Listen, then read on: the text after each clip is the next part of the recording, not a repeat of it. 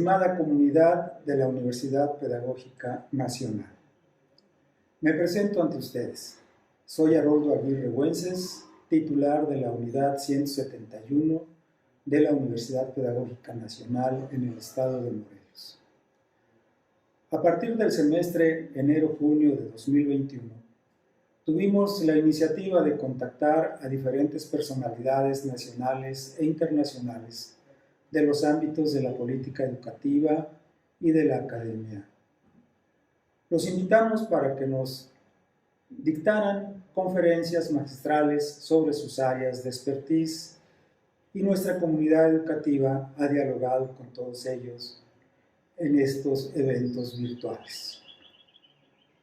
En estos 6 ciclos de conferencias hemos tenido la participación de subsecretarios de educación de los diferentes niveles, académicos de universidades nacionales e internacionales y especialistas de organismos multinacionales, así como de organizaciones de la sociedad civil. Todos ellos han enriquecido la construcción del conocimiento que llevamos a cabo desde nuestras aulas. En el marco del 45 aniversario de nuestra Universidad Pedagógica Nacional, hemos sido invitados para que se retransmitan algunas de las conferencias que hemos tenido en estos ciclos. En esta serie de retransmisiones veremos las conferencias de las siguientes personalidades. El doctor Marx Arriaga, director de materiales educativos de la Secretaría de Educación Pública. De la doctora Teresita del Niño Jesús Garduño, una gran amiga y especialista en pedagogía y amiga de la UPN. El doctor Jorge Torres Santomé, profesor de la Universidad de La Coruña, en España. La doctora Silvia Esmérquez, vicerrectora de la Universidad Iberoamericana. La maestra Carmen Campero, compañera nuestra de la Universidad Pedagógica Nacional y miembro de la Red de Educación para Personas Jóvenes y Adultas EPCA. La maestra Nélida Céspedes Rosell, presidenta del Consejo de Educación Popular de América Latina y el Caribe, y de la doctora Gaby Fujimoto, especialista en educación inicial ante organismos como la ONU, la OEA, la UNICEF, entre otros. Les invitamos a todas y todos ustedes para que vean estas retransmisiones y que disfruten de esta celebración académica que hemos tenido en esta unidad 171 y que ahora hacemos partícipe a toda la comunidad de la querida Universidad Pedagógica Nacional, en el marco del 45 aniversario de su fundación. Muchísimas gracias.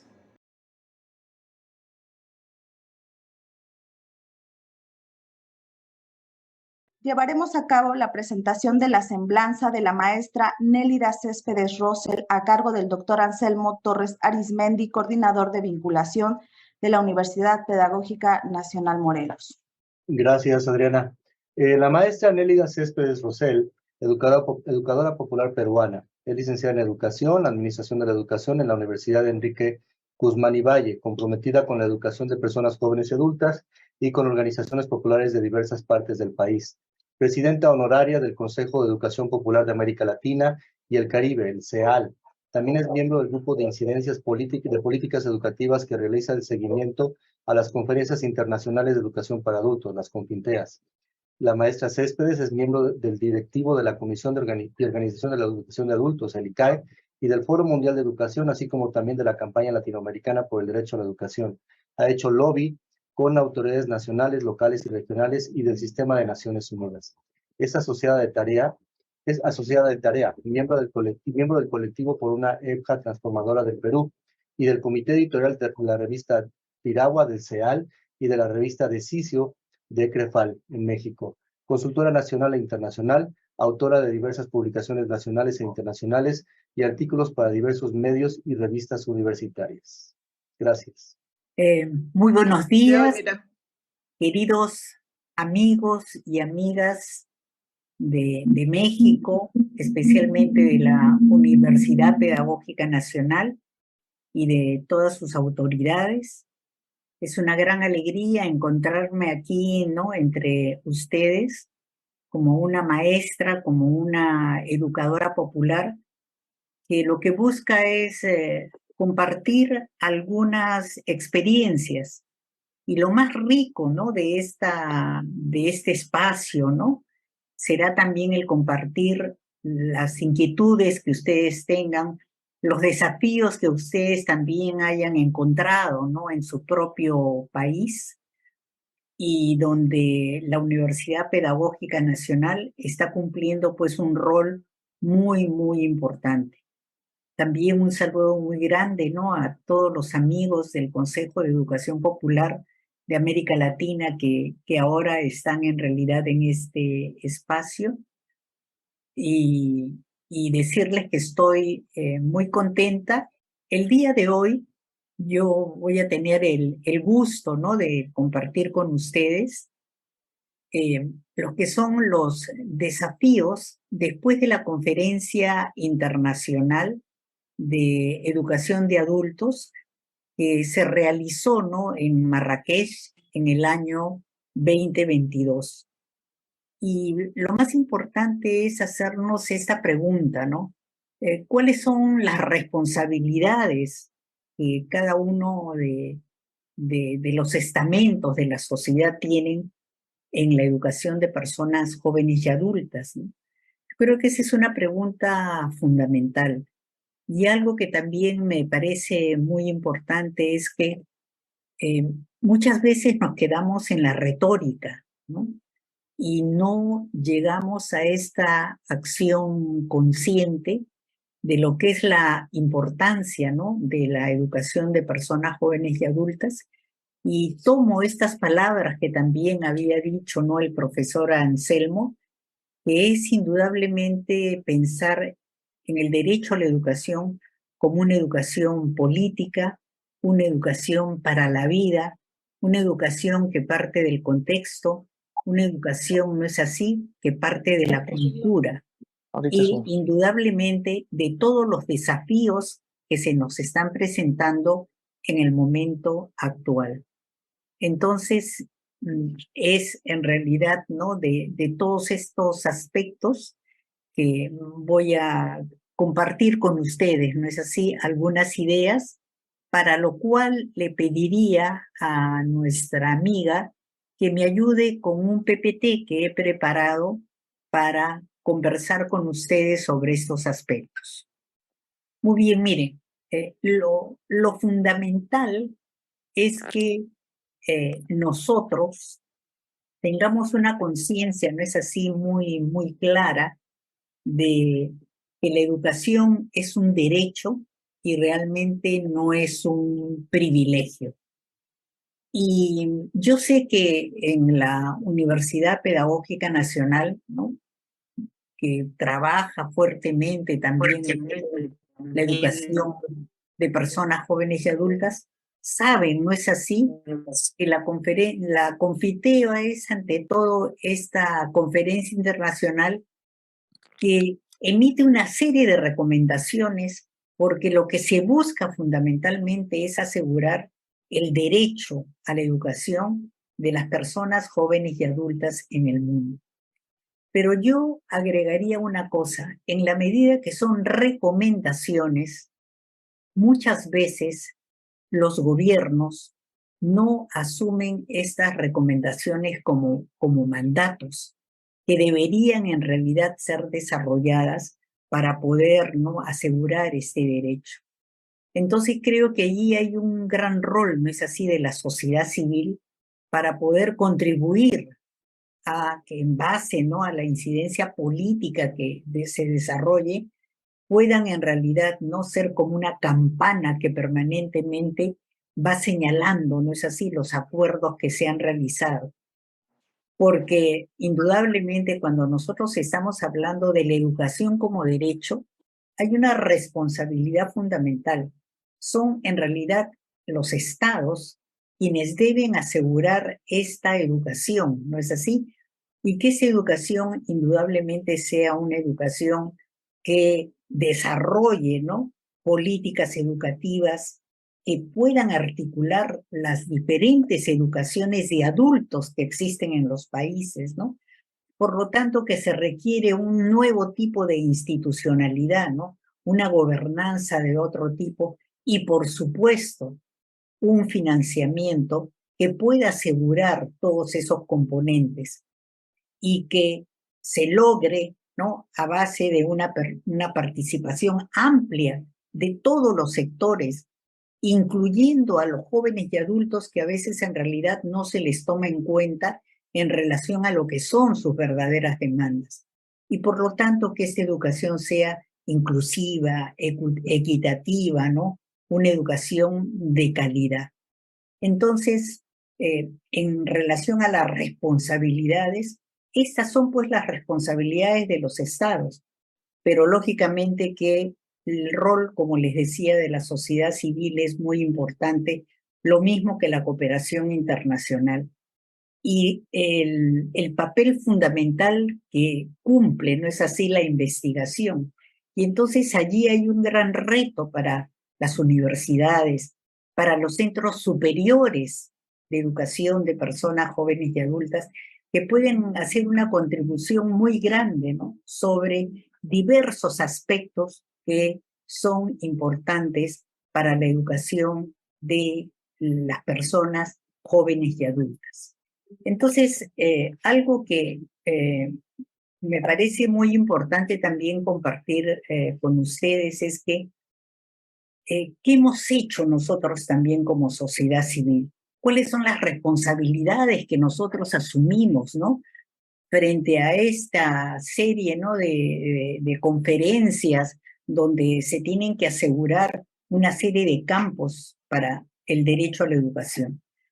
Entonces, la sociedad civil, en este caso, miren, ha sido un logro muy, muy importante.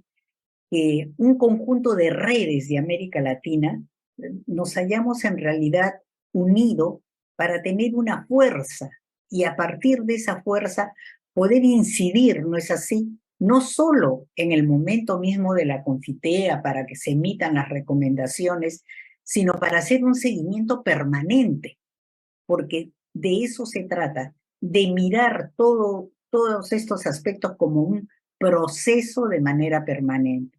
Entonces, ¿quiénes nos hemos articulado?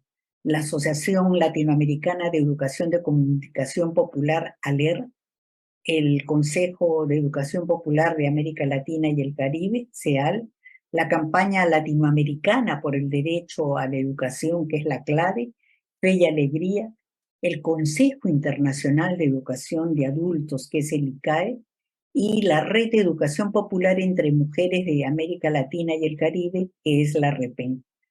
Entonces, ¿cuál ha sido la apuesta para nosotros? ¿Qué hemos querido colocar en el corazón, no es así, de la confitea? Que la educación de personas jóvenes y adultas en realidad sea pública, porque indudablemente ahora se ha convertido en un negociado y pululan, ¿no?, muchísimos centros privados donde indudablemente que en poquísimo tiempo se les da una certificación que después pues no tiene el peso, no tiene el valor que debería de tener. Por lo tanto, nos jugamos por una educación pública y nos jugamos por una educación en realidad popular, ¿no es así? Popular, transformadora, desde una pedagogía de cambio, desde una pedagogía de la transformación. Y por lo tanto, mirando la realidad de nuestra América Latina, con la riqueza que tiene todas nuestras culturas, indudablemente que nos estamos jugando por una educación intercultural. Y por otro lado, también que sea inclusiva, porque hay un conjunto de actores sociales que han sido vulnerabilizados por la pobreza, por la violencia, por las migraciones, ¿no? Inclusive también, ¿no?, demográficamente, nosotros tenemos que hay una gran población ahora de adultos mayores y por lo tanto también, ¿no es así?, tienen el derecho a tener una educación de calidad. Y por supuesto que esta educación sea gratuita, Y como les decía, ¿no? Que todas estas recomendaciones puedan también, ¿no? Llevarse a la práctica, porque, miren, creo que todos nosotros estamos agotados, ¿no es así?, de la retórica, ¿no? De muchas promesas y de poca concreción de esas promesas. Entonces, rápidamente, ¿no? Decirles que nos importa, pues, este enfoque educativo transformador y de cara principalmente al contexto. Y por otro lado también, ¿no? Este conjunto de pedagogías críticas, transformadoras, que permitan, pues, leer la realidad, que permitan ver el contexto, ¿no? Tanto local, regional como mundial, para poder indudablemente tener ese pensamiento crítico, este pensamiento propositivo, transformador, con un conjunto, ¿no? De políticas que tienen que ser sectoriales y territoriales. Miren, en nuestros países, los sectores, por ejemplo, de trabajo, tienen programas de educación de adultos, lo mismo que salud, ¿no? Lo mismo que mujer, pero cada uno de ellos va, ¿no? Por su lado, con recursos humanos separados, con financiamientos separados, y de lo que se trata, pues, es cómo conjugar, ¿no? Ese conjunto de recursos humanos, de recursos financieros, estos recursos de conocimiento que se tienen. Entonces, ahí hay una apuesta muy importante. Por eso que decimos que tiene que haber una gestión, en realidad, renovada, una institucionalidad totalmente distinta, flexible, ¿no? Plural, que cuente con un financiamiento justo, que en realidad ya les había señalado a ustedes, ¿no? Toda esta visión de lo que es una educación inclusiva, una educación también que contribuya a el desarrollo de un conjunto de capacidades realmente para el trabajo en un momento de un gran cambio y de una gran revolución, ¿no? En el mundo, que es la cuarta revolución industrial, donde todo lo que tiene que ver con las tecnologías de la información están en realidad modificando también las condiciones de trabajo, porque hay trabajos remotos, está la robótica, ¿no? Y entonces tenemos que tener ahora una mirada totalmente distinta, pero a su vez también entender que tenemos nosotros en la América Latina, ¿no? Un porcentaje muy alto también de trabajo informal. Entonces, junto a todo ello, junto a toda esta mirada, debemos pues también tener una opción por luchar por el derecho a la información y a las tecnologías de la información. Ligado a esto, el rol de la academia que ya les había señalado, pero todo esto tiene que ir acompañado también con una educación en valores, ¿no? Miren, el neoliberalismo no es solamente una cuestión de economía, ¿no? También ha incorporado en la sociedad formas de vivir de manera muy individualista. Y al contrario, si estamos hablando nosotros de una educación popular, de una educación transformadora, fundamentalmente todo lo que es el valor de la solidaridad, el valor de la cooperación, el valor, ¿no? del respeto al otro, son en realidad sustantivas en estos momentos de nuestra historia. Y ya les había señalado yo, ¿no? Que indudablemente también es una lucha contra el mercantilismo de la educación de personas jóvenes y adultas, porque se privatizan, ¿no? Hay muchísimos institutos que en realidad, como les había señalado, tienen una educación de muy baja calidad, ¿no? Y en realidad a alto costo. Entonces, nosotros nos hemos jugado como sociedad civil por todos estos aspectos para que en realidad también puedan ser considerados, ¿no? Dentro de lo que son las recomendaciones. Rápidamente señalarles que ahora lo que yo les voy a compartir son realmente una serie, ¿no? de alcances, de estudios que se hicieron antes de la Confitea de Marrakech. Entonces, en el año 2018 se revisó la Confitea 6, que se le llamó, ¿no es así? La revisión de medio término de la Confitea 6. Y allí nosotros tuvimos una responsabilidad, ¿no?, de llevar adelante el estudio como SEAL, y vimos, pues, ¿no?, estas brechas tan grandes, ¿no?, en relación a lo que son las políticas, ¿no? Porque por un lado, uno puede ver en las legislaciones generales, ¿no?, que se señala el valor del derecho a la educación, pero no así está en su aplicación.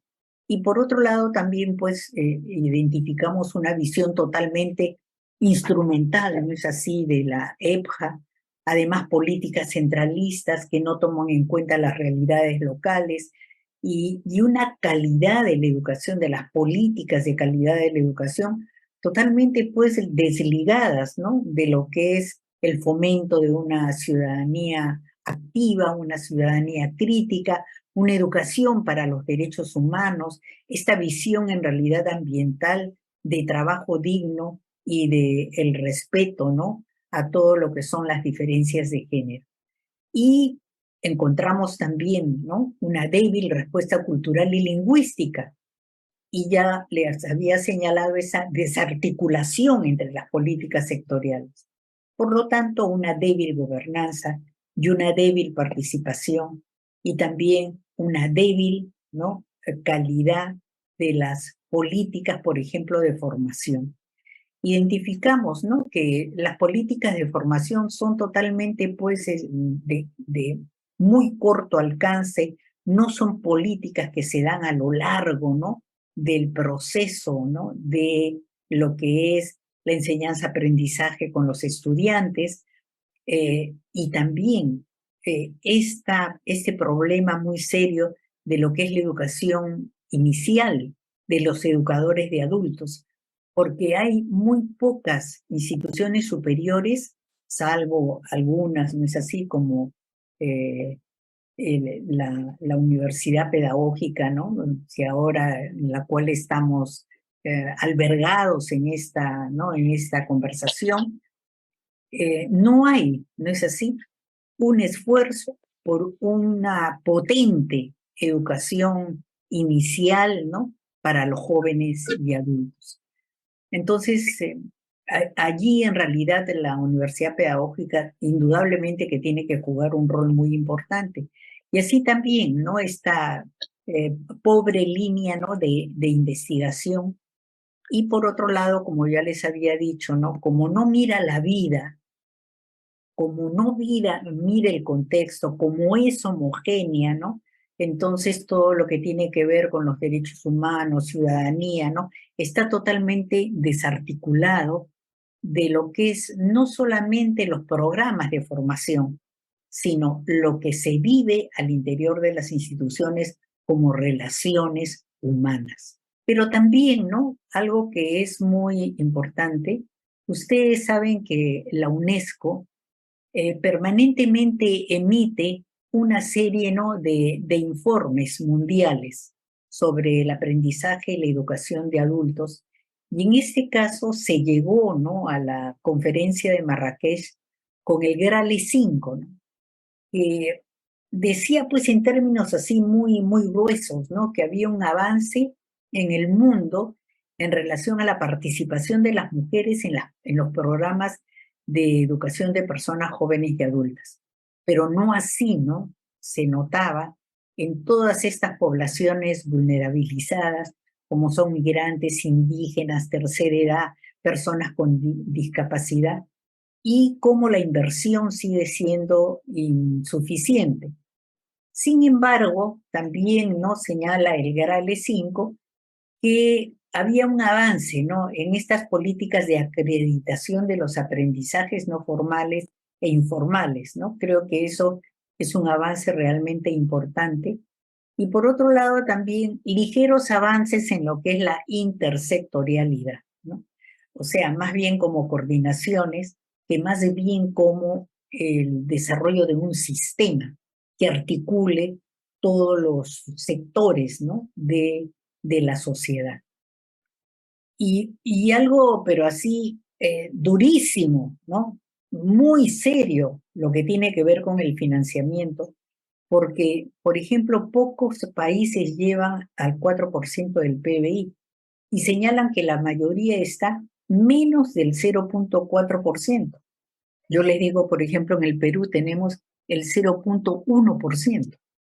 Y así en diferentes países hay pues un desbalance muy grande en el financiamiento de la educación, así como también ya les he señalado, concuerda, ¿no?, con lo que nosotros habíamos visto en el seguimiento de la Confitea 6, el tema de la calidad, el tema de pocos avances en la formación de los educadores, ¿no?, en los planes de estudio.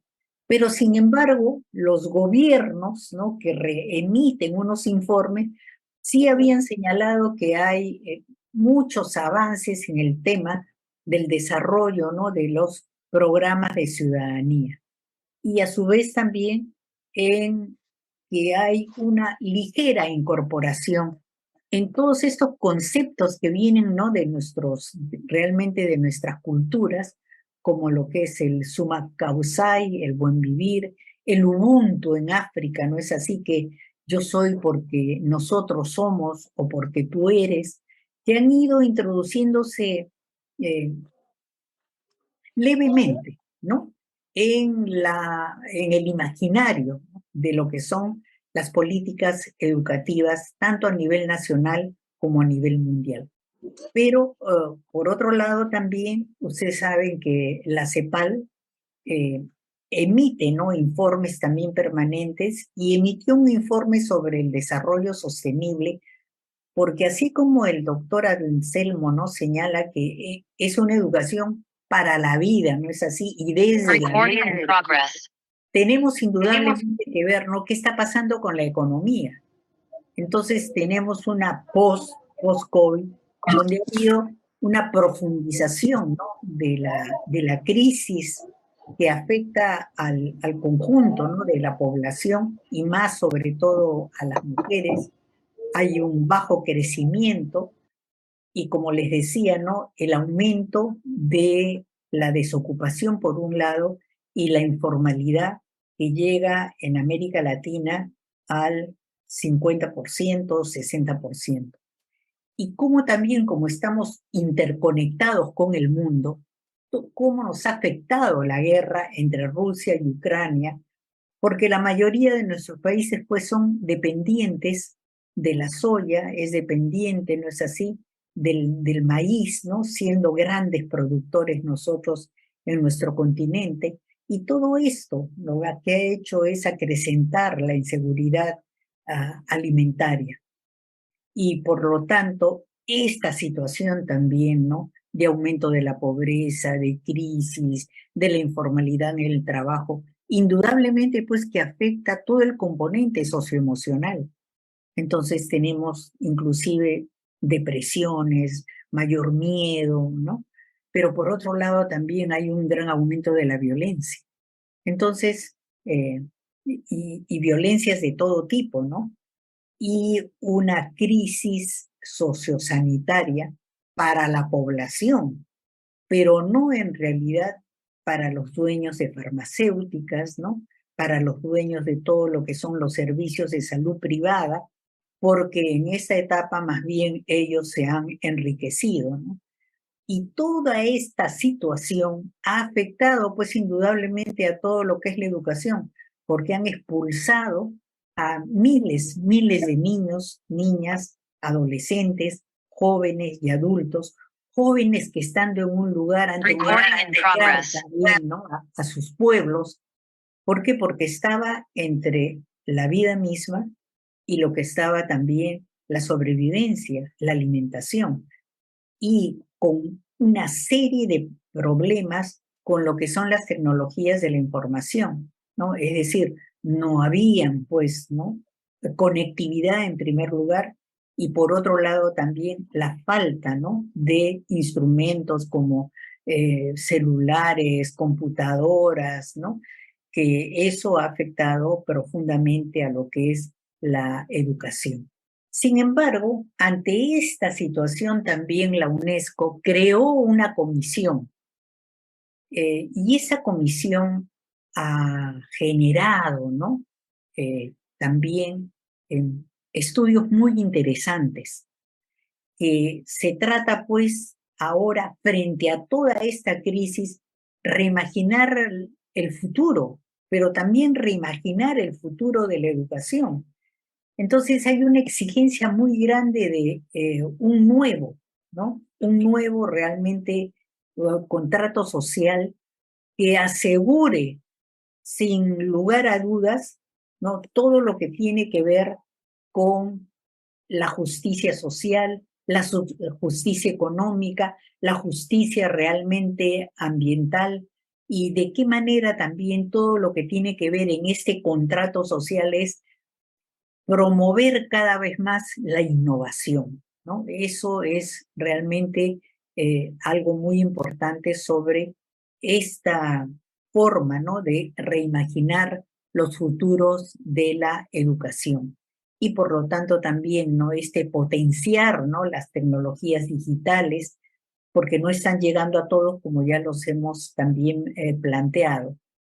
Y el reto, ¿no? En esta cuarta revolución industrial, donde es la máquina, la tecnología, lo que en realidad está ahora desarrollándose inclusive a nivel de la vida, de la salud, del trabajo, el reto, pues, en medio de eso también es pensar en un trabajo digno, en un trabajo decente, ¿no? Sin embargo, también alertan, ¿no? Que hay un retroceso muy grande de esta forma de gobernanza democrática que no ve las realidades locales, no ve las realidades regionales y también pues no hay una adecuada participación ciudadana y debemos pues dar un combate muy grande a todo lo que es la discriminación y la injusticia allí donde estamos, a nivel local, a nivel regional, pero indudablemente a nivel del mundo. Y aquí sentimos, ¿no? Que nosotros como latinoamericanos hemos dado un aporte sustantivo a lo que es repensar y reimaginar la vida, la sociedad y por lo tanto también el derecho a la educación. Y estoy refiriéndome al aporte que tiene la educación popular y me ha alegrado muchísimo también saber que aquí hay colectivos de educadores populares que están presentes, ¿no? Y que están desarrollando un conjunto de experiencias, de cambio, de transformación. Y también es importante señalar que a lo largo de nuestra historia, la historia latinoamericana, hemos tenido valiosísimos, ¿no? Educadores realmente con esta visión de transformación. En México, en Argentina, en Perú, ¿no? José Carlos Mariátegui, las universidades populares, es decir, ¿no? Tenemos pues una riqueza y unos antecedentes muy grandes sobre educadores que han dejado huellas, ¿no? En la educación, pero no lo hemos tomado en cuenta, porque más se ha tomado en cuenta lo foráneo. Y ¿no? Es un desafío para nosotros recuperar pues las educaciones de todos, en realidad, nuestros educadores a lo largo y ancho de nuestra América Latina.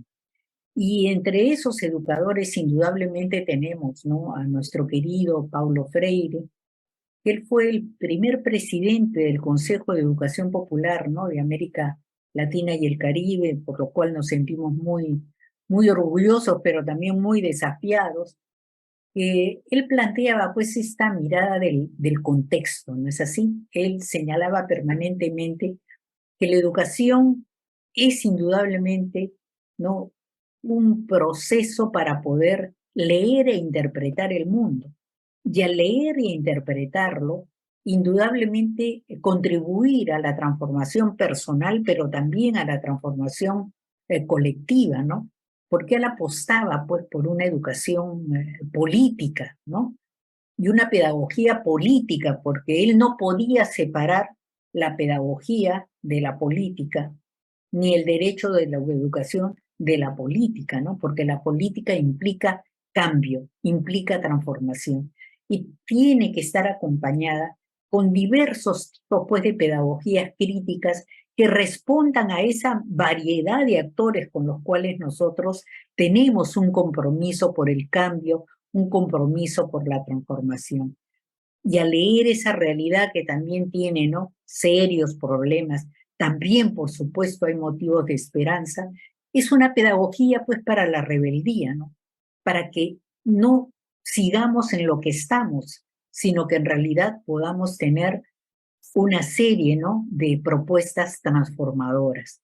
Porque en el corazón, ¿no?, de la educación popular, sobre todo está, ¿no?, escuchar la voz de los actores sociales, sus sueños, sus demandas, sus problemas, sus críticas, sus transformaciones, porque lo que está buscando es el empoderamiento de los actores sociales.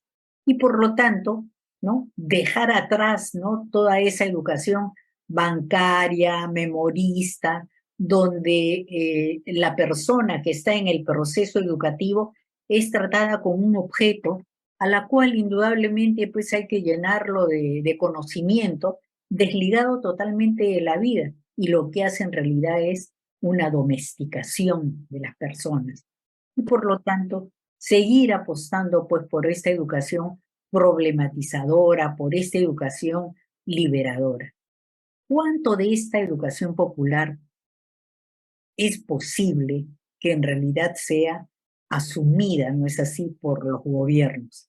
El día de ayer estábamos conversando con una excelente, ¿no?, educadora, directora de educación de adultos de Chile, y ella decía que sí podemos en realidad encontrar prácticas innovadoras de educación popular y programas de formación ligados a lo que es, ¿no?, la transformación, el contexto, que a veces no se les denomina como tal, como educaciones populares, pero allí están, ¿no? Allí está ese germen, esa semilla de educación realmente popular. Y por lo tanto, pues va a implicar no solamente ese tema de la pedagogía, de los currículums diversos y transformadores, sino cómo es ese espacio educativo. Cuando uno en realidad va a un espacio educativo, ya sea formal, ya sea informal, vivimos allí en relaciones horizontales, relaciones democráticas, ¿no? Se fomenta realmente la participación, está prefigurando ese mundo, ¿no?, que queremos nosotros construir. Es como si yo entro a la universidad, no es así, a la UPN, y entro a un aula y puedo ver allí de la manera, ¿no?, como están interactuando, de la manera como se aprende, ¿no? Puedo en realidad, ¿no?, prefigurar ese mundo que queremos construir, porque es desde allí. Entonces, esta es una pedagogía para la esperanza, ¿no?, en medio de todo lo que nosotros en realidad ya hemos señalado como la crisis en la cual nos encontramos, y tenemos pues nosotros, ¿no es así?, que tener la capacidad de denunciarlo, la capacidad de proponer y la capacidad de anunciar nuevos cambios. Me parece muy importante que en medio de todas esas perspectivas, ¿no es así?, que son problemáticas, que son de enfoques, ¿no? ¿Qué dijo el marco de acción de Marrakech, ¿no? Entonces, está escrito en las recomendaciones, y yo creo que es muy importante que nosotros sepamos cuáles son esas recomendaciones, porque de todas maneras son para nosotros banderas para trabajarlas en diferentes ámbitos y para la incidencia política. Es ese, pues, de construir un nuevo contrato social, ¿no? Es el de el financiamiento que decía, sin retrocesos, y asegurarlo. Entonces eso implica pues un cambio realmente radical, ¿no es así? Ver la educación, ¿no?, como realmente derecho humano, una formación permanente, ¿no?, de todos los educadores, pero por otro lado también mirar las condiciones laborales, que sean condiciones dignas para los educadores. Y cómo enfrentar este problema de la alfabetización. En el mundo son 770 millones que no saben leer ni escribir, y en la América Latina 77 millones. Por ejemplo, en mi país, ¿no? La demanda por la educación de personas jóvenes y adultas es, por ejemplo, de 9 millones. ¿Y cuántos atiende la educación? 224.000, ¿no? Estudiantes. Eso tiene que ser transformado, pero eso tiene que recuperar las ¿Me diferentes voy a escuchar doble? educaciones, la comunitaria, la educación para el trabajo, ¿no? Y tener esa mirada firme, ¿no? Ante todos los actores vulnerabilizados, ese derecho a las tecnologías de la información y la data, ¿no? Porque en la educación de personas jóvenes y adultas es uno de los sectores donde se carece de una data, ¿no? Se carece de indicadores para poder hacer pues el seguimiento y saber por dónde está la educación de personas jóvenes y adultas para desde allí, ¿no? Desarrollar un conjunto de programas, políticas, estrategias, ¿no? Y esta también, ¿no? de la nueva institucionalidad. Entonces, eso me parece realmente muy, muy importante.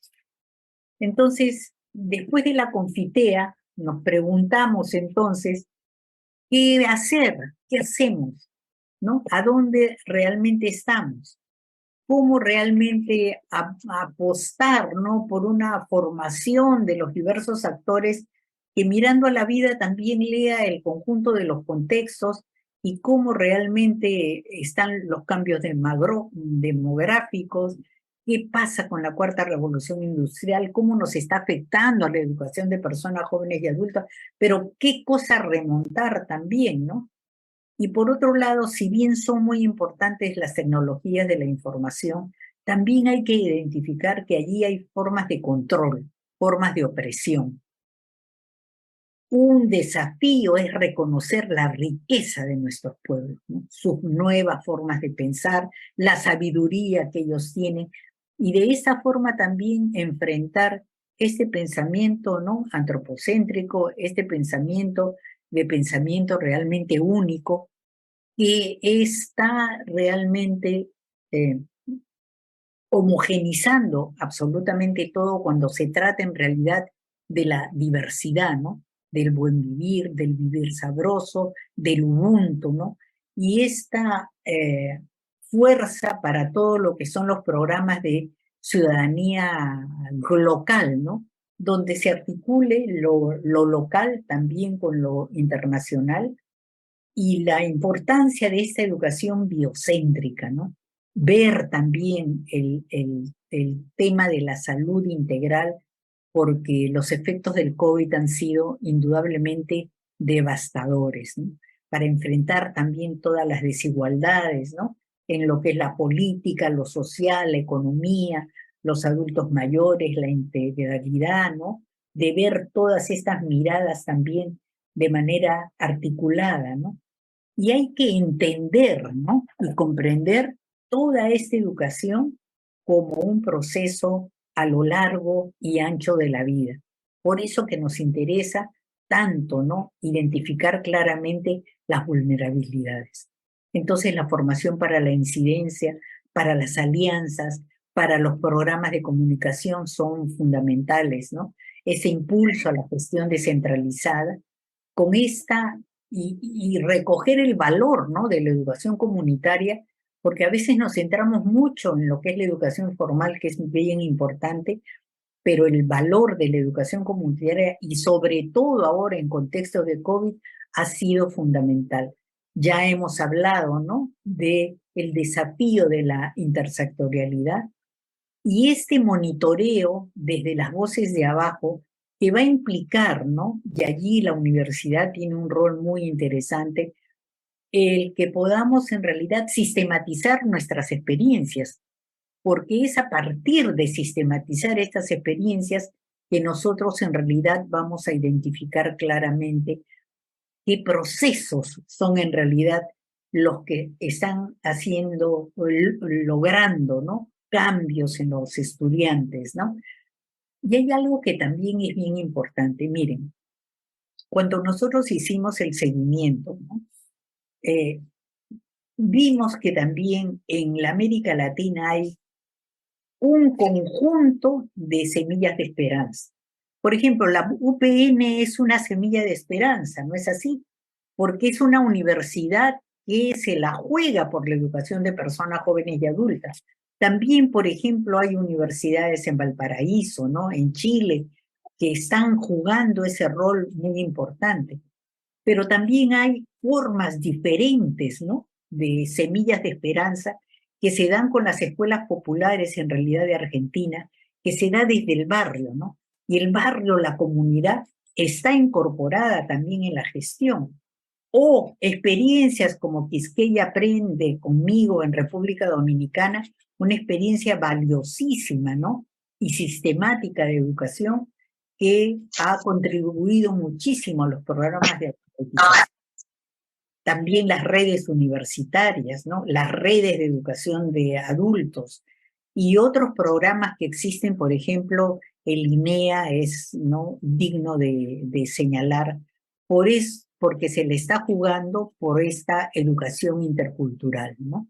Entonces, estas son, pues, ¿no?, semillas de esperanza, así como la red EPJA de México, ¿no?, la red EPJA de Perú y de diversas partes también, que están jugando un rol muy importante en recoger también y sistematizar las semillas de esperanza. Y algo que yo quisiera realmente concluir, que sin un movimiento sólido, ¿no?, de alianzas entre todos los actores que estamos comprometidos en la educación de jóvenes y adultos, no será posible los cambios en la educación de personas jóvenes y adultas, porque hay que colocar en el corazón también de la sociedad la importancia de esta educación, y eso lo lograremos con un movimiento fuerte, un movimiento sólido, un movimiento sociopolítico, ¿no?, que luche pues por la justicia social, la justicia epistémica, la justicia económica, la justicia cultural, al lado pues de lo que es la vigencia del derecho a la educación de las personas jóvenes y adultas. Bueno, muchísimas gracias, queridos estudiantes, queridas autoridades, queridos amigos que están aquí presentes, ¿no? Y me va a gustar mucho recibir comentarios de ustedes, ¿no? Porque ustedes tienen muy ricas experiencias que podemos aquí compartir. Y aquí les estoy dejando, ¿no?, una serie de ligas, como dicen ustedes, para que en realidad puedan entrar. Estas son ligas que están en la web del Consejo de Educación Popular de América Latina y específicamente en el grupo de incidencia en política educativa, ¿no?, para que ustedes puedan ver allí estudios de diferentes lugares, experiencias de diferentes lugares, sistematizaciones también de diferentes lugares que pueden enriquecer, ¿no?, el conocimiento y la formación de ustedes, y qué rico será también recibir aquello que ustedes vienen sistematizando. Muchas gracias nuevamente. Agradecemos a la maestra Nélida la excelente conferencia magistral internacional de educación de adultos con FINTEA 7, desafíos y retos. Antes de continuar, también me gustaría saludar a los maestros de misiones culturales de diferentes estados del país que hoy nos acompañan, y también a la maestra Rosy Zúñiga, secretaria general del Consejo de Educación Popular de América Latina y el Caribe, CEAL, desde Guadalajara, Jalisco. Ok, hay una pregunta en el chat de Zoom de Ayala. A ver. El doctor Jaime Mejía pregunta. Adelante, Jaime. Sí, el asunto es primero preguntar si en realidad los acuerdos de la CONFITEA son vinculantes. ¿Esto qué quiere decir? Que los gobiernos que participan en este tipo de conferencias deben o no asumir esos acuerdos. Tengo entendido que si se va a este tipo de eventos, que son muy importantes, los acuerdos son vinculantes, o sea, obliga al Estado. El acuerdo pasa a ser parte de la legislación nacional. Si es así, entonces, ¿cuáles son los instrumentos para que estos gobiernos cumplan con esos acuerdos? Por ejemplo, el financiamiento. Está terriblemente bajo ese financiamiento en los distintos países. Gracias. Me parece muy importante la preocupación que muestra el profesor, pero cuando yo inicié, ¿no?, la conversación, yo les había señalado que la Confitea lo que realiza son recomendaciones. Yo creo que eso es algo muy importante que tenemos que tener en cuenta. ¿Por qué? Porque es una recomendación. No es, por ejemplo, como la Conferencia Internacional de Derechos de la Infancia, que es en realidad vinculante, que tiene una secretaría en Naciones Unidas que permanentemente realiza informes y que le exige a los gobiernos que cumplen. Exigen, porque es obligatorio. En este caso, ¿no?, son en realidad recomendaciones. Y muchas veces va a depender, con toda sinceridad lo digo, de la buena voluntad que tienen los gobiernos para la aplicación de estas recomendaciones que se emiten en la Confitea.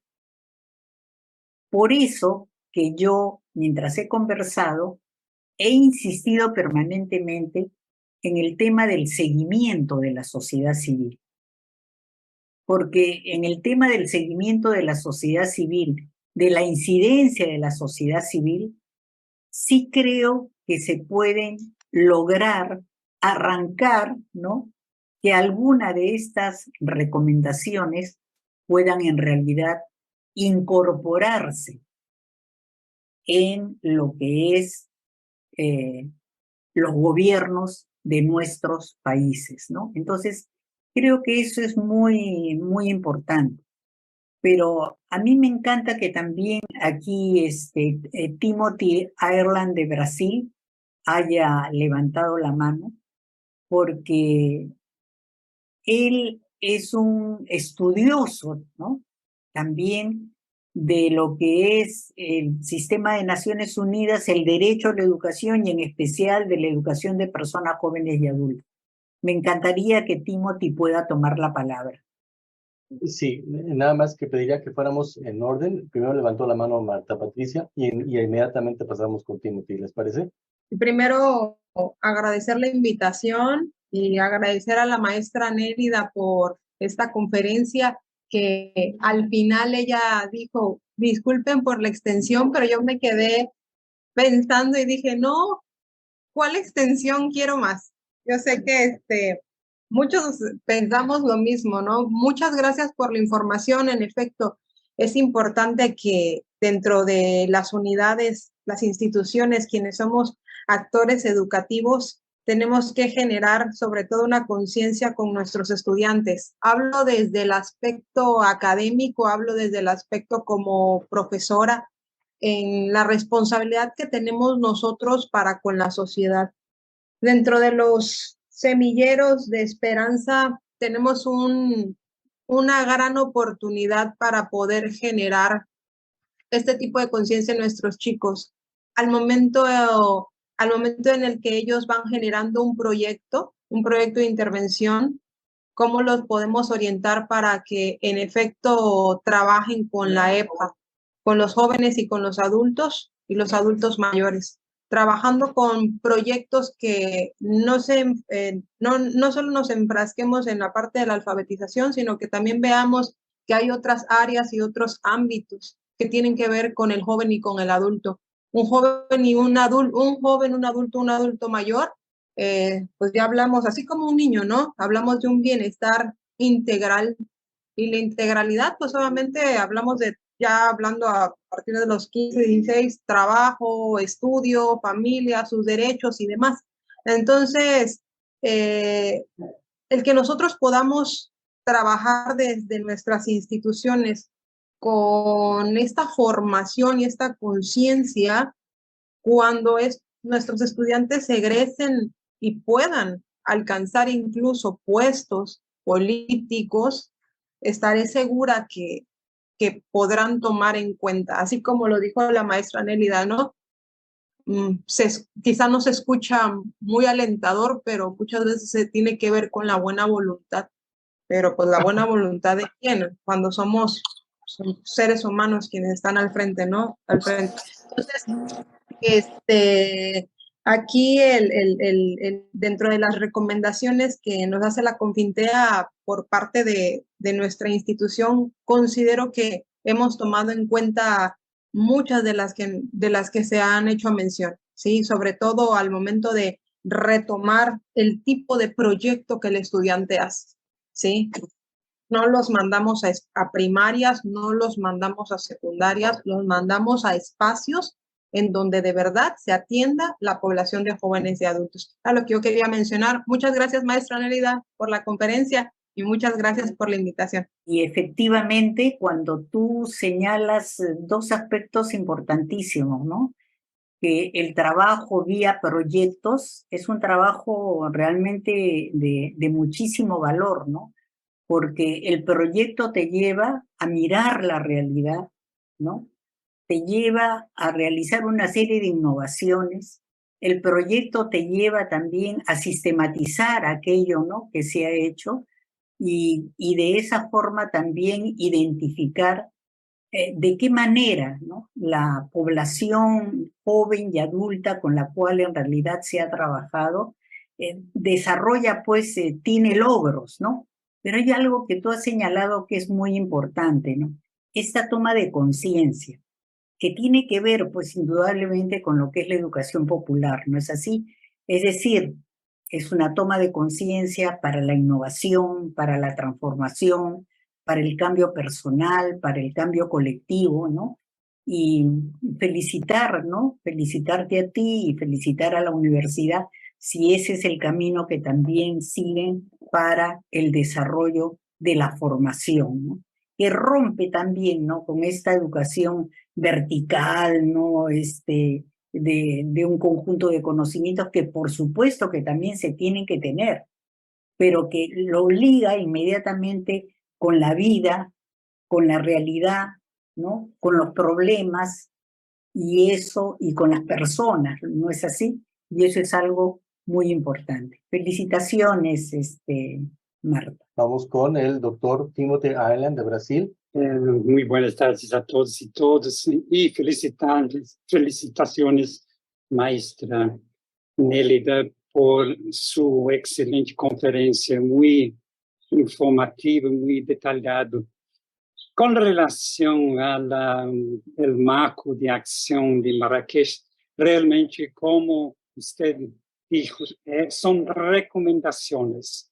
Não há nenhuma obrigação por parte dos governos. Isso depende muito da força da sociedade civil, né? A capacidade da sociedade civil pressionar os governos para investir, involucrar, para implementar políticas públicas, né, de educação de pessoas jovens e adultos. A única normativa internacional sobre educação de pessoas jovens e adultos que existe é a recomendação sobre a aprendizagem e educação de adultos de 2015. Isso sim, como normativo, tem mais obrigatoriedade por parte dos países, dos Estados-membros que assinam, que aprovam. E que gostaria muito de aproveitar para fazer uma pergunta. Perguntar, estamos num cenário muito complexo, que talvez o desafio maior no momento, porque é um desafio existencial, es la crisis ecológica, ¿no? ¿Cuál sería el papel de la EPRA para enfrentar la crisis ecológica? Que en cuanto educadores, en cuanto estudiantes de la EPRA, ¿qué podemos hacer para enfrentar este enorme desafío que ameaça, como entendemos, né, actualmente? Miren, hay experiencias, en primer lugar, cuando nosotros estamos señalando permanentemente, ¿no? Como educadores populares, partir realmente del contexto. Muchas veces la formación, ¿no? Las currículas que no son flexibles tienen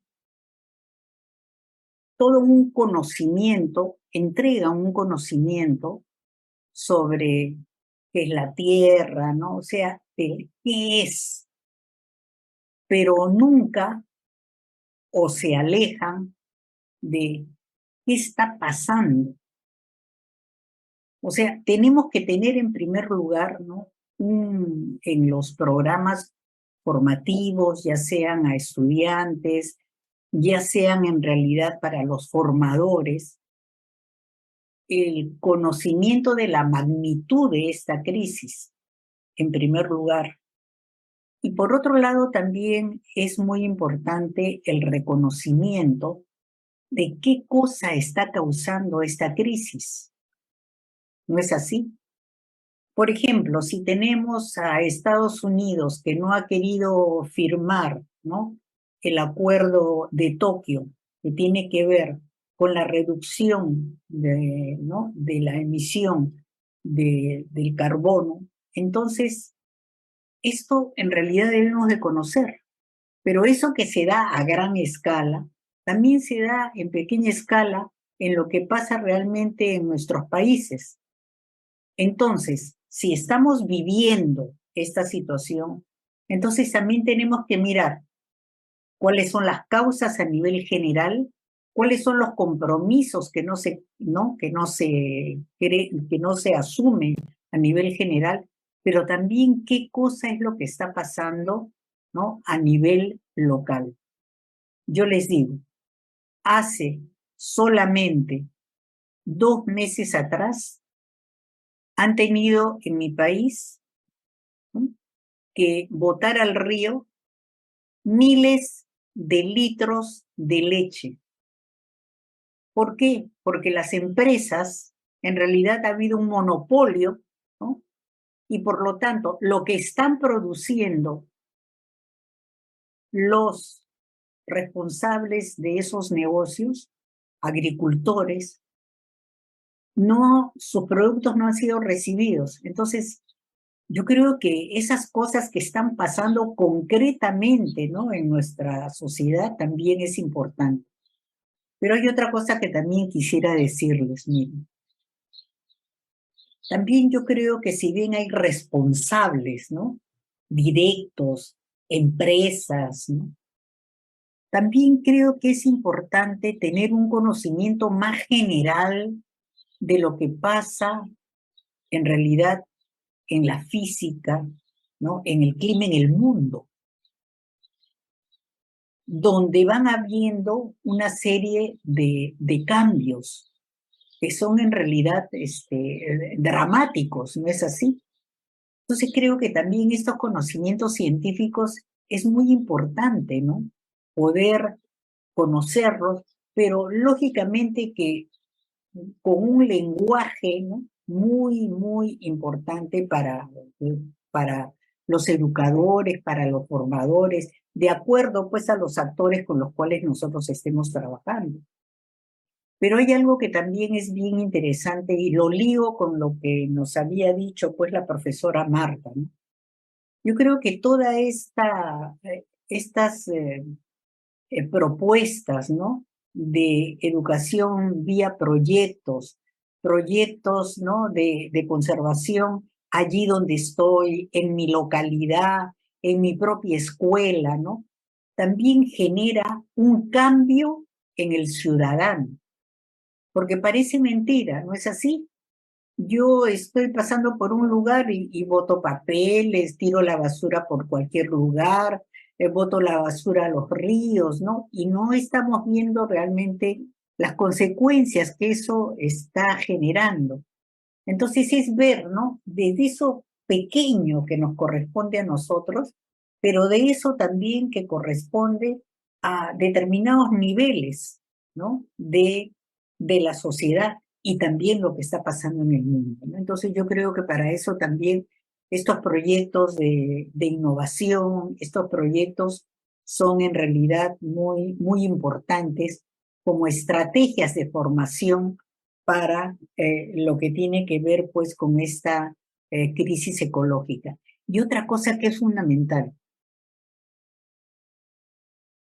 levantar la voz de manera colectiva. Cuando yo les decía, no es así, que tiene que haber un movimiento de educadores populares, de educadores de adultos, ¿no?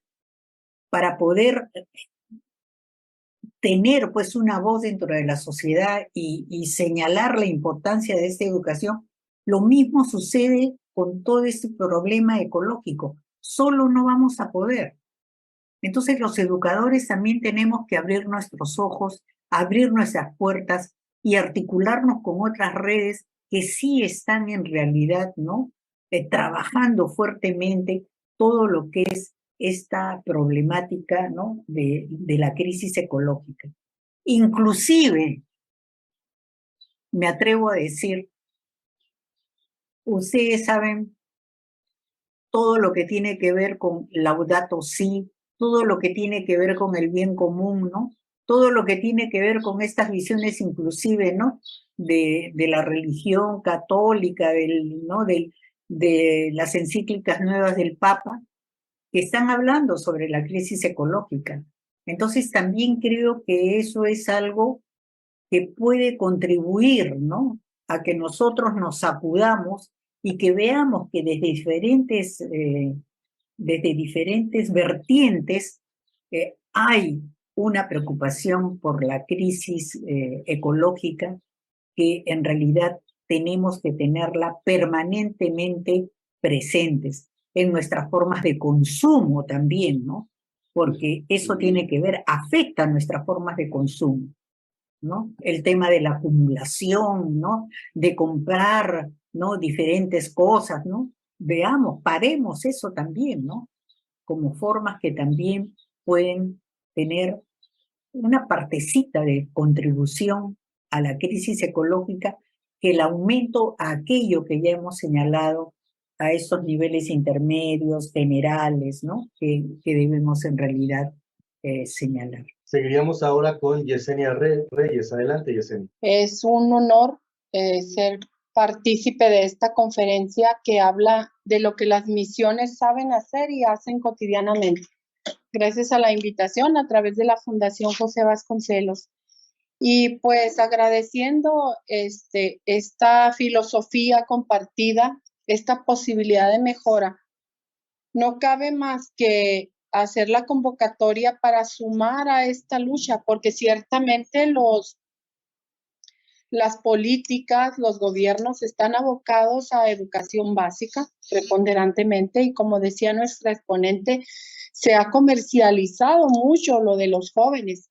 En las misiones culturales me atrevo a decir que trabajamos con esta pedagogía liberadora, con esta posibilidad real de transformar, de vivir mejor en las comunidades rurales. Sin embargo, también haciendo alusión a la intervención, a la primera pregunta, ¿qué tanto los gobiernos están inmiscuidos o van a acatar estas normas? Que finalmente son recomendaciones, pues nos imposibilitan en primer lugar porque estamos en rezago. En México, siendo la base de la educación para atender personas adultas en rezago, carecemos de muchos apoyos, de muchos recursos, de infraestructura. Sin embargo, cada maestro, me vino a la mente ahorita que dijo los miles y miles de litros de leche, cada maestro hace lo propio, llevando la posibilidad de capacitarse Recuerdo el área de industrias, ahí había posibilidad de poder transformar eso en lugar de tirarlo y lleva un beneficio.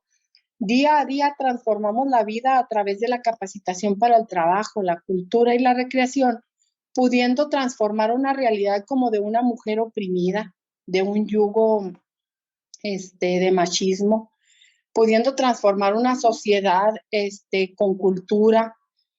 En sí, me sumo a que las actividades de misiones culturales van encaminadas en lo que dice la Confitea. Faltaría ver cuál es el mecanismo, le preguntaría yo, el mecanismo para un camino real, posible, donde esa bestia, le llamamos al capitalismo, no nos aplaste con líneas directas de gobierno, con consideraciones, inclusive faltas de empatía. Decía ahorita nuestra exponente que hace falta que se conozca, que la filosofía, etcétera, también hace falta, le menciono yo en un ejemplo muy burdo a mi jefe inmediata superior, hace falta venir y caminar las calles donde cada alumno ya adulto, joven, que se quedó rezagado, puede trabajar, poner su carpintería, distraerse con danza, con música, inclusive ahorita lo estamos implementando en terapias liberadoras para niños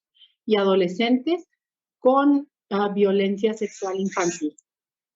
En este caso, ¿cuál sería la dinámica, el mecanismo de que unos pocos estamos ejerciendo la filosofía de John Dewey y liberadora también de Paulo Freire, educándonos unos con otros? Sin embargo, en esta vorágine, en esta consideración capitalista, nos es un tanto difícil. ¿Cómo le haríamos? ¿Qué consejo nos da? Mientras que estamos sacando estrellas de una por una en pocas escalas, no permite avanzar mucho. Y muchísimas gracias por el compartir. Misiones Culturales de Chihuahua. Y la verdad que lo que yo quiero resaltar, bueno, primero, es todo este enfoque holístico, ¿no? Cultural, que se trabaja pues en la formación, ¿no? de los estudiantes, ¿no? Y por otro lado también cómo has articulado tú todo este trabajo con enfrentar, ¿no?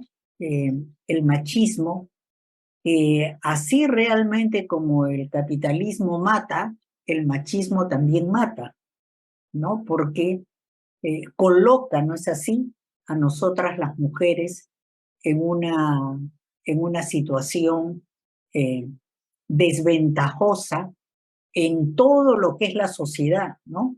A nivel del trabajo, a nivel del conjunto de las relaciones sociales, pero felizmente, como tú dices, como asumes, ¿no?, todos estos enfoques liberadores, estás haciendo un trabajo fabuloso, ¿no? Ahora mira, en lo que hemos venido conversando, hemos ido señalando la importancia del poder local, ¿no? Del poder local. Muchas veces, y con razón, nosotros estamos buscando que se modifique toda la política nacional, ¿no es así? Y para eso, bueno, se realizan, ¿no?, una serie de acciones de incidencia. Pero el trabajo a nivel local, ¿no?, el trabajo ligado a otras organizaciones que no solamente están en el tema del trabajo educativo, porque también, ¿no?, hay otras aristas, hay personas que están trabajando ciudadanía, hay otros grupos que están trabajando el campo cultural, es decir, ¿no?, en la localidad donde nosotros estamos, existen un conjunto, ¿no?, de organizaciones. Entonces creo que la unidad entre todas estas organizaciones en realidad pueden hacer que tengan una plataforma para poder en realidad también presentar, ¿no?, y luchar por modificaciones en el campo local. Entonces creo que eso también es importante, porque a veces sentimos que mientras cambia, ¿no?, la política nacional, sin embargo hay una responsabilidad de los municipios. No sé si se le llama, en México se le llama municipio, delegaciones.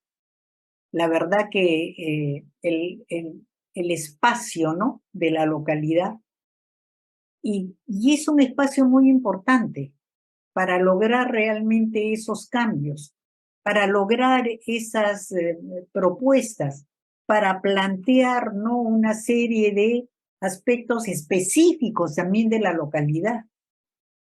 Porque es cierto, la Confitea puede haber señalado, ¿no es así?, un conjunto de aspectos muy importantes, ¿no?, de defensa del derecho a la educación a lo largo y ancho de la vida, pero también hay cuestiones particulares.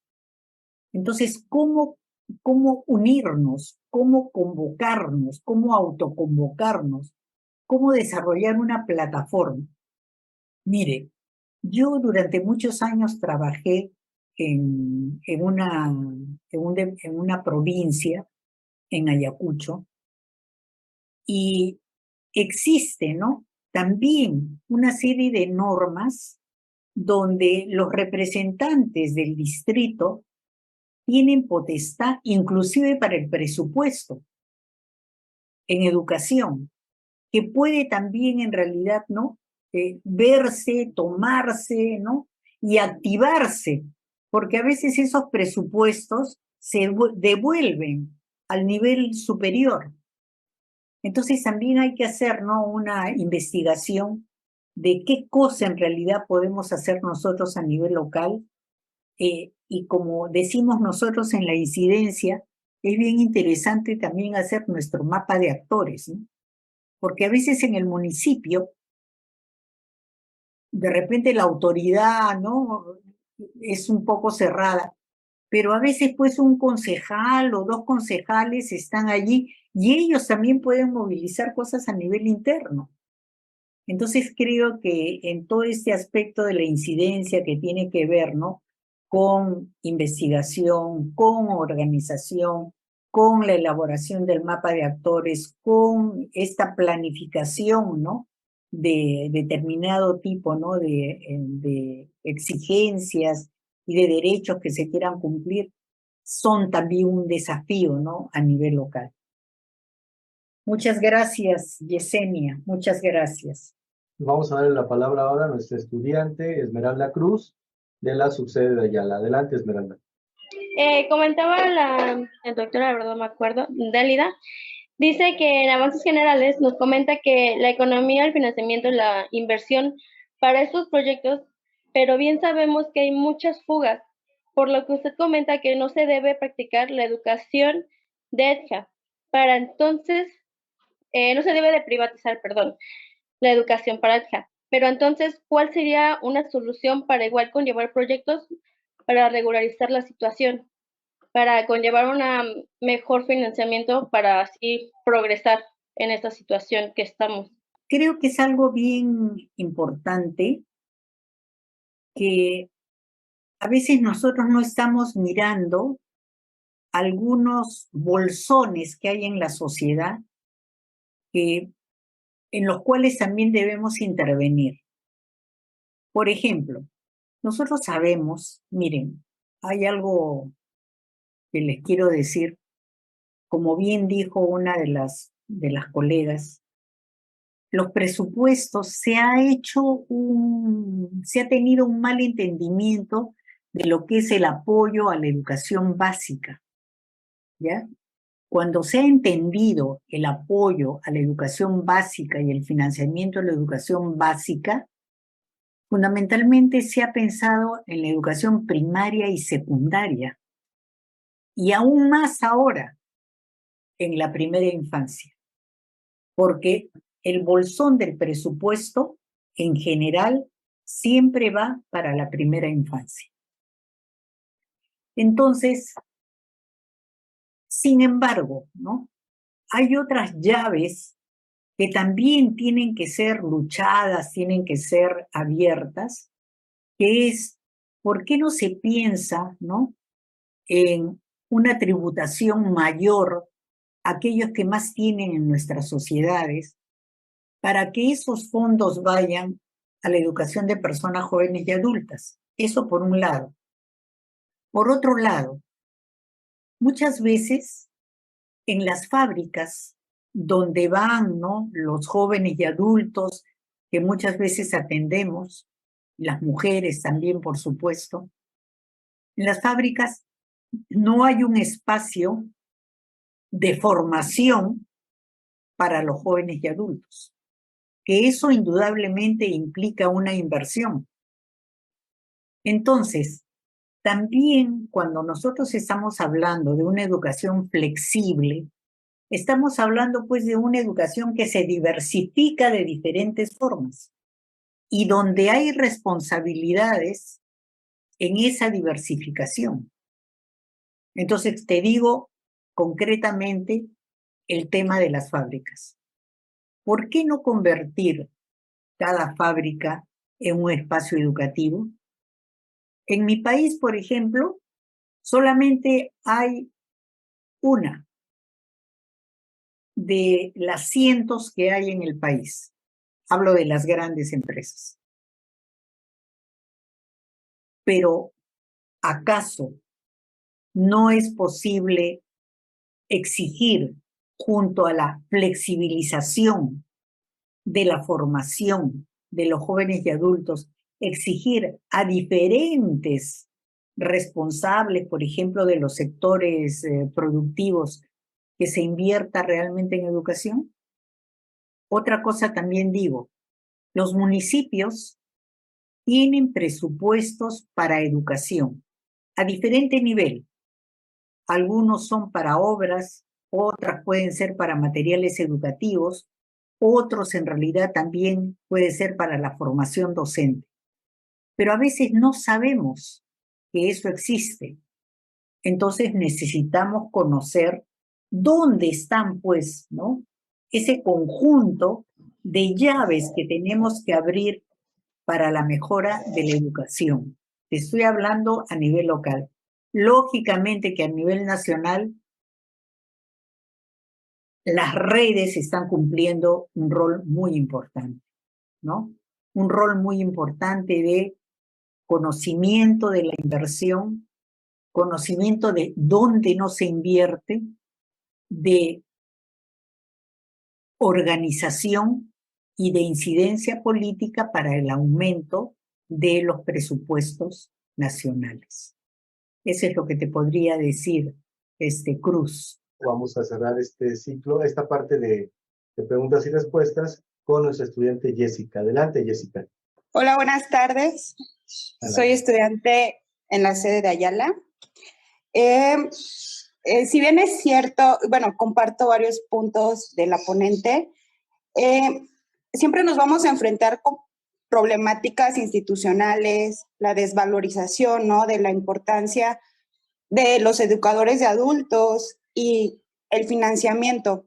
Pero también pienso que es realmente importante voltear la mirada hacia las poblaciones más vulnerables y reconocer la importancia de la EPJA y la educación popular, ¿no?, el compromiso que tenemos nosotros con ese sector, ya que es nuestro principal objetivo.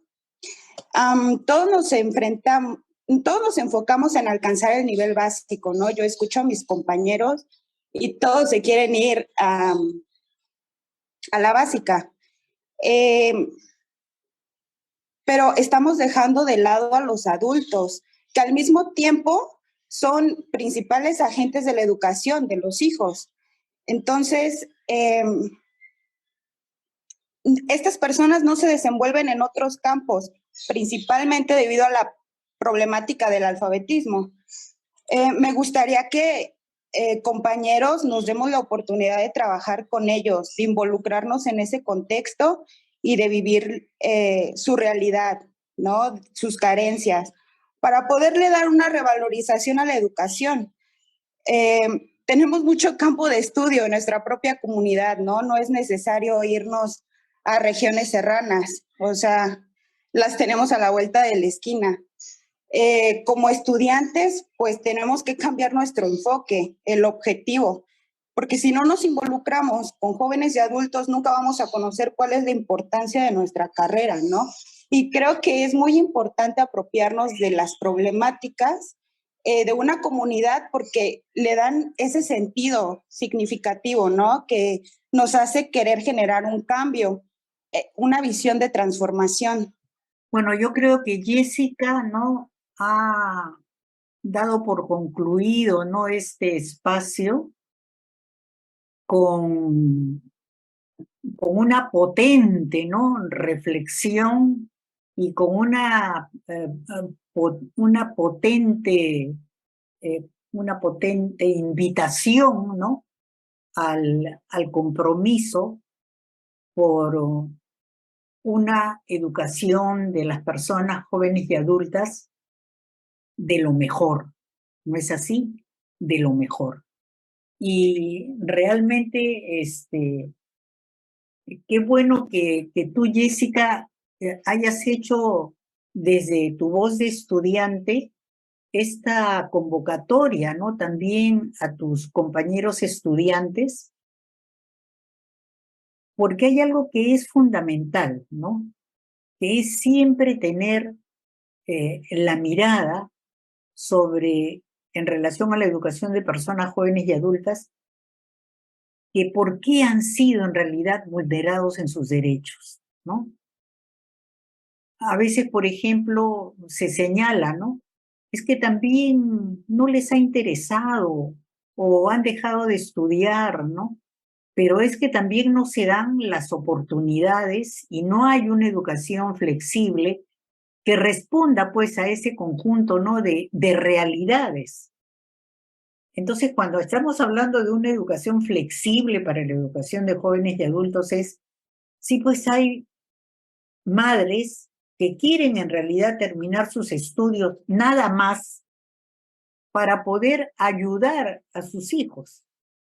Sin embargo, hay otro sector que en realidad quiere, ¿no?, terminar la educación porque quiere llegar a un instituto superior, ya sea universidad, ¿no?, ya sea de distinto. O hay otros que prefieren el desarrollo de una formación técnica. Digo así como grandes ejemplos. Entonces es muy importante, ¿no?, lo que tú acabas de señalar, Jessica, eso de mirar, ¿no?, bien nuestra realidad, de involucrarnos, ¿no?, en el contexto y de ese llamado, ¿no?, al compromiso a tus compañeros estudiantes para cambiar este enfoque por un enfoque de cambio y por un enfoque transformador. Muchísimas gracias, Jessica, muchísimas gracias. Gracias, doctor Anselmo. Gracias también a la maestra Nélida Céspedes. Y agradecemos el entusiasmo y participación de todas sus valiosas aportaciones. Educar para transformar.